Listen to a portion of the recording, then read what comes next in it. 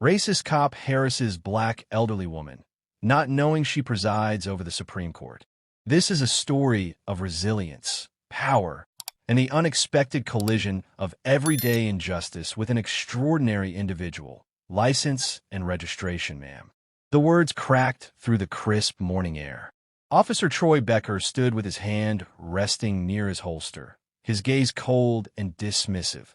Justice Althea Vance adjusted her spectacles, the silver in her dark hair gleaming beneath her wide-brimmed hat. Her crimson wool coat was buttoned neatly, her gloves creaking as she reached into her purse. Every movement was deliberate. "Is there a reason I'm being stopped, officer?" she asked calmly. "You were driving suspiciously," he said. "This is a high-income neighborhood, and your vehicle's been circling." Althea's lips curved faintly. "I suppose admiring autumn trees counts as suspicious now." He didn't answer. "Step out of the vehicle." Her eyes narrowed. "On what probable cause?" "Don't make this difficult," he snapped. The quiet street seemed to hold its breath. A jogger slowed, raising her phone to record.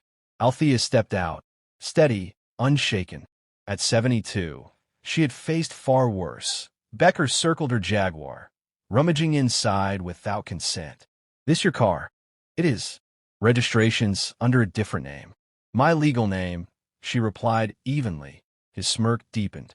"You visiting a friend?" She white. Althea held her head high. "Ms. Flores. She's Latina, if you must know." He gave a short, derisive laugh. "And she lives here?" Her tone sharpened. "Do you always treat grandmothers as criminals in this town?" A flicker of hesitation crossed his face, quickly buried. "You're free to go," he said at last, pretending to grant her mercy. Althea returned to her car, her fingers steady though her heart carried the familiar weight of fury. She waited until his cruiser disappeared before dialing a number.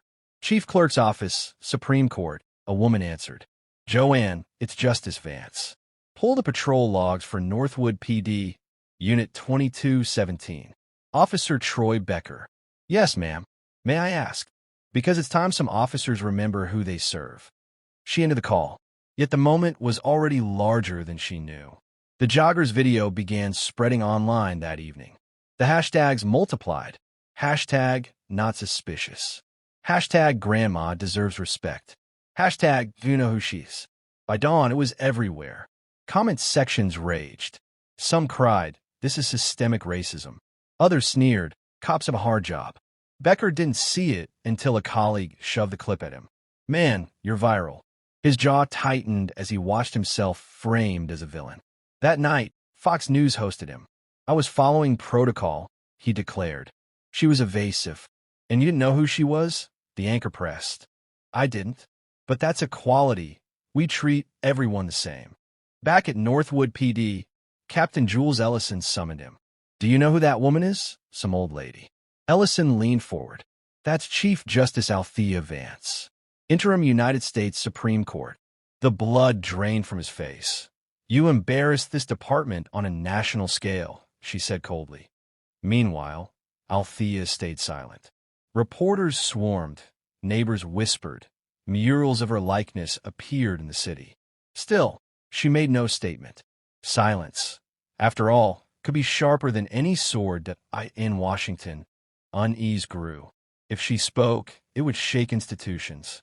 If she remained silent, speculation would devour the void. That silence broke not with her voice, but with a phone call to Northwood PD. "This is James Larabe, Deputy Assistant Attorney General," the caller announced. "We need the full personnel file on Officer Becker. Effective immediately." Within minutes, subpoenas followed for body cam records, complaints, training files. Captain Ellison muttered under her breath, "This is a damn traffic stop. Why flip the whole table?" But she already knew.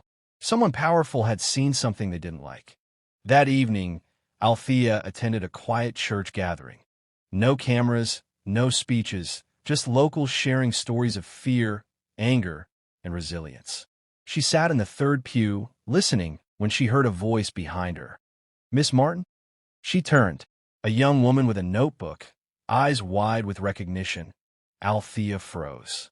Martin was her maiden name, nearly forgotten outside family. The woman's voice trembled. You don't remember me, but my grandmother marched with yours. She said if I ever found you, I should tell you, the fight isn't over. And neither of you ever walked alone. For the first time that day, Althea's composure wavered. She looked at the young woman, at the expectant faces in the pews, at the flickering stained glass. Outside, a television van slowed, its satellite dish glinting. Reporters had found them.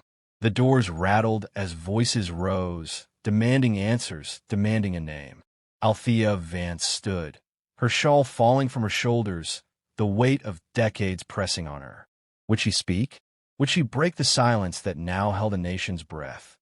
The murmurs grew louder, the knocking sharper, and Justice Vance took a step forward. Angela Brooks had been 15 the last time Althea saw her, scared, brilliant, and fiercely angry at the world.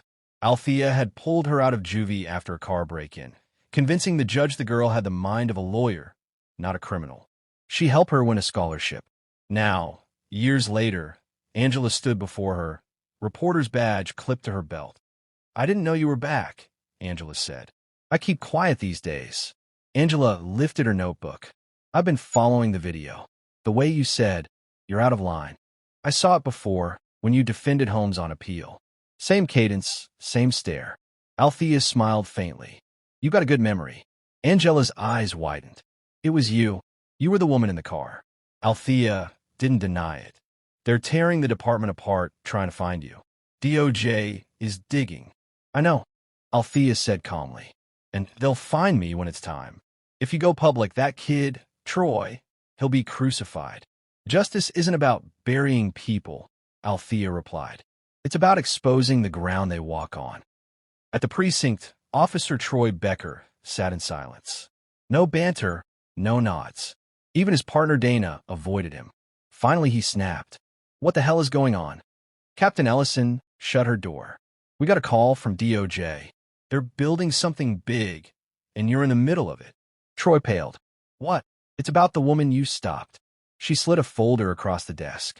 Inside, Althea Vance, Interim Chief Justice, Supreme Court of the United States. "That's not possible," Troy muttered. "Oh, it's possible," Ellison said coldly. "And if you'd read her registration instead of reaching for your power trip, we wouldn't be here." Troy collapsed into a chair. "I'll lose my badge. That might be the best-case scenario." Internal Affairs gathered in a glass-walled conference room. Briggs, the IA lead, replayed the dash cam. Althea's voice cut through. "You're out of line, officer." "Why did you initiate the stop?" Briggs asked. "She didn't match the profile," Troy muttered. "Older, disoriented, possibly under the influence." Ellison raised an eyebrow. "Influence of what?" "You didn't perform a test," Briggs pressed. "You searched without cause. You claimed she was unstable, but the audio shows clarity. She obeyed every traffic law. Your body cam was off until your partner switched hers on." "I was concerned for her safety," Troy stammered. "She kept talking about legality like she owned the law." Ellison's voice was ice. "She does own the law." Briggs slid for the bio. "Chief Justice of the United States." Troy's hands trembled. "That can't be." "You lied," Briggs said. "You assumed no one would question you. That isn't a mistake. That's abuse of power." "I didn't know," Troy whispered. "No," Ellison replied. "You didn't care to know." A week later, the courthouse overflowed. A public hearing on racial profiling was convened. At its center was Althea Vance. She entered quietly, robed in dark navy. Reporters hushed. Inside, Troy sat with his lawyer, smaller than ever. "This is not a trial," Althea said evenly. "It is a hearing on culture. Justice begins not with indictments, but with questions." She faced Troy. "Officer Becker, 3 questions. Have you ever feared someone in uniform?" "No, ma'am." "Why?" "Because I follow the law. And because the person in uniform looked like you," she added softly. The silence stung. "Second, have you ever imagined the person you stopped could be your mother?" "My mother's not like that," he muttered. "Not like what?" "The type that doesn't belong." The room stirred. "Third," Althea said, voice cutting, "should justice depend on skin color or on truth?" Troy opened his mouth, but no words came. "That will be all." The 3 questions went viral. Within weeks, the city council passed a long-stalled reform, an independent police oversight committee. Its chair, Maya Carter, a former student of Althea's, declared, "Today we begin." From the courthouse balcony, Althea smiled quietly. Real change wasn't loud. It echoed in small rooms, in laws, in silence turned signal fire.